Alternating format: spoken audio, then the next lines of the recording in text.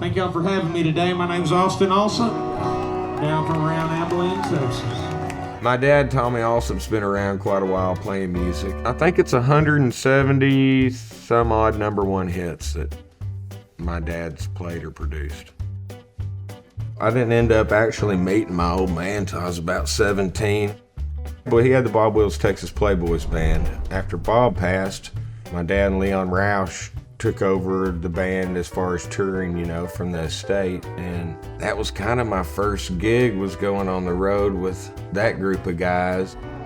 It's always been told to me by my dad that you never know who's gonna be in the room that you're singing in one night, or who's listening. And, you know, I've been fortunate enough to be in some good places with a lot of good people listening and ears perked up. I was on The Voice back in 2016. I sang background one night for Stevie Wonder, Ariana Grande, Dolly Parton, and a lot of people on that show. Garth Brooks, he was my coach one week.